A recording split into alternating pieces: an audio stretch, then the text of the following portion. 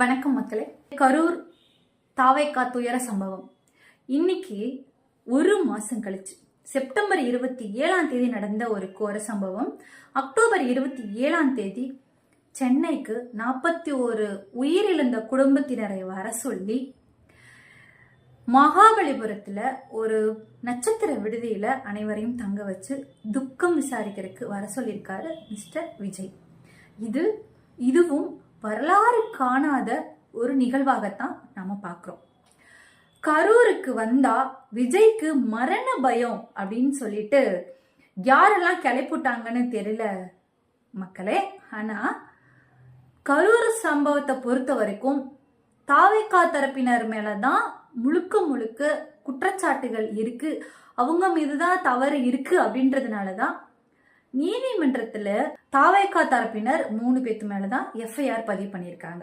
இது நம்பர் 1 குற்றவாளியா மிஸ்டர் விஜய் தான் வரணும். ஆனா கரூர் சம்பத் ஃபண்டமெண்டல்ல இருந்து வராங்க. கரூர்ல ஒரு பிளான் பண்ணது நார்மலாவே கரூர் மாவட்ட செயலாளர் அப்படின்னு சொல்லிட்டு அடுத்தடுத்த படிநிலைகள்ல தான் கரூருக்கு காரணம் கரூர்காரர்ன்றனாலதான் மிஸ்டர் மதியழகன் மேல ஃபர்ஸ்ட் எஃப்ஐஆர் நம்பர் 1 அக்யூஸ்டா போட்டிருக்காங்க. இதுல நாம என்ன சொல்ல வரோம் அப்படின்னா, மக்களை கரூர்ல பார்க்க தைரியம் இல்லாத மிஸ்டர் விஜய் என்ன பண்றாரு அப்படின்னா, ஒரு பிம்பத்தை ஏற்படுத்துறாரு. அந்த பிம்பம் என்னன்னா, கரூருக்கு வந்தா என்னோட உயிருக்கு ஆபத்து, விஜயோட உயிருக்கு ஆபத்து அப்படின்னு சொல்லிட்டு ஒரு பிம்பத்தை மக்கள் மத்தியில ஏற்படுத்துறாரு. ஆனா நடந்தது என்னன்னா, தவறு நம்ம மேலதான் அப்படின்றத மனசாட்சி அவங்களுக்கு புரிஞ்சதுனாலதான் என்ன மாதிரியான ஒரு கண்டிஷன்ஸ் எல்லாம் போட்டு கரூருக்கு வர்றதுக்கு, அதாவது அசாதாரண கண்டிஷன்ஸ் போடுறாரு. சரிங்களா? நிபந்தனைகள் ஒரு ஒரு இறந்த உடல்ல இருந்து உடல் உறுப்புகளை எடுத்துட்டு அந்த உடல் உறுப்புகள் ஒரு உறுப்புகளுக்கு ஒரு மணி நேரங்கள் நிமிடங்கள் தான் அது உயிரோட இருக்கும். அந்த உடல் உறுப்பு, அந்த உறுப்பை அவ்வளவு வேகமா எடுத்துட்டு செல்லக்கூடிய கிரீன் காரிடர்லாம் கேட்டிருக்காரு மிஸ்டர் விஜய் கரூர் மக்களை பார்க்க வர்றதுக்கு. இந்த மாதிரியான அனுமதிகள்லாம் வரலாற்றிலேயே நடக்காத ஒரு விஷயங்கள். இதை யாரு தருவா?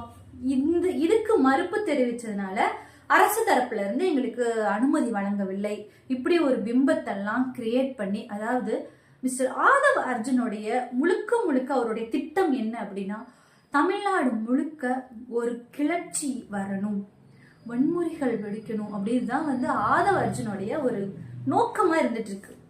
ஆதவ் அர்ஜுன் மிஸ்டர் விஜய பகடைக்காய பயன்படுத்திட்டு இருக்காரு. இது தாவேக்கா தரப்பினர் தொண்டர்களுக்கு இன்னும் புரியல. இதுதான் முக்கியமான ஒரு பார்வையை இந்த இடத்துல நம்ம பார்க்கிறோம்.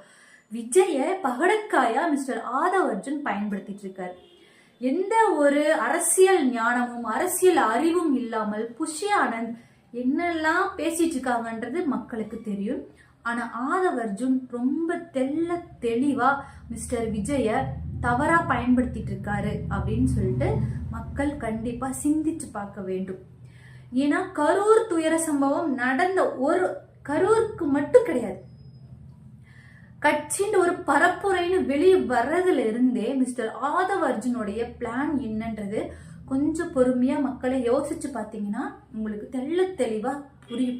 இதை நம்ம சொல்லணுன்ற அவசியமே கிடையாது. ஆனா ஒண்ணு, மிஸ்டர் ஆதவ் அர்ஜுன் விஜயை தவறா பகடைக்காயா பயன்படுத்திட்டு இருக்காரு.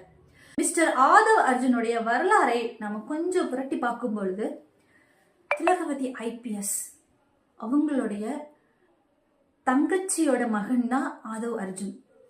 திலகவதி IPS மேடம் எல்லாம் எனக்கெல்லாம் ரொம்ப பிடிக்கும். என்னுடைய ரோல் மாடலாக நான் வச்சிருந்தேன் அவங்களெல்லாம். ஒன்ஸ் அப்பான் ஏ டைம் அவ்வளோ ஸ்ட்ரெயிட் ஃபார்வர்ட், ரொம்ப நல்ல மேம். அவங்களுடைய தங்கச்சி மகன் ஆதவ் அர்ஜுன். சிறு வயதிலேயே தாயை இழந்த ஆதவ் அர்ஜுன் ஒரு வன்முறை அந்த மாதிரியான ஒரு மைண்ட் செட்லேயே வளர்ந்த ஒருத்தர். அவர் ஒரு மெடிடேஷன் எடுத்தெல்லாம் இருந்திருக்காங்க. இதுனா அந்த ஒரு வன்முறை அப்படின்ற ஒரு இதுல இருந்து வெளியே வரணும் அப்படின்றதுக்காக ட்ரீட்மெண்ட் எல்லாம் எடுத்துட்டு இருந்திருக்காரு மிஸ்டர் ஆதவ் அர்ஜுன். தமிழ்நாட்டுல அப்படி ஒரு சம்பவத்தை நடைமுறைப்படுத்தி பார்க்கணும் அப்படின்றதுக்காக போய் ஒட்டிக்கிட்ட ஒரு இடம் தான் தாவேக்கா.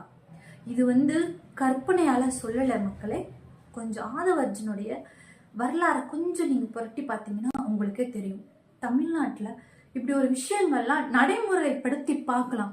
இது ஒரு விதமான சைக்கோவா தான் நம்மளுக்கு தென்படுகின்றது. ஒவ்வொருத்தரும் ஒரு ஒரு விஷயத்துக்கு அடிமையா இருப்பாங்கன்னு சொல்லுவாங்கல்ல, அது மாதிரி மிஸ்டர் ஆதவ அர்ஜுன் தமிழ்நாட்டில் நம்மளுடைய கற்பனையில இருந்த ஒரு விஷயத்த நடைமுறைப்படுத்தி பார்க்கணும் அப்படின்னு சொல்லிட்டு ஆசைப்பட்டு ஒரு ஒரு விஷயத்தையும் அதுக்கு தகுந்த மாதிரியான ஸ்கெட்ச் போட்டு கொண்டு போயிட்டு இருக்காருன்னு தான் எனக்கு தோணுது. அதுக்கு பகடைக்காயா மிஸ்டர் விஜயை பயன்படுத்திக்கிட்டாங்க. அது தெரியாம தாவேகா விஜயோட ரசிகர்கள் அதுக்கு பலியாயிட்டு இருக்காங்கன்றதுதான் நிதர்சனமான உண்மையா பார்க்கப்படுகிறது. ஏனென்றால் ஒவ்வொருத்தரும் ஒவ்வொரு விஷயத்தில் அடிமையாக இருப்பார்கள் என்பது நிதர்சனமான ஒரு உண்மை. மிஸ்டர் ஆதவ அர்ஜுனுடைய இந்த ஒரு எண்ணம் மிகவும் மோசமான ஆபத்துக்குள்ளான ஒரு விஷயமா தான் நம்ம பார்க்குறோம் மக்களே. இது என்னன்னு மக்களும் கொஞ்சம் அலசி ஆராய்ஞ்சு இதுக்குண்டான பதிலை நீங்க சொல்லணும்.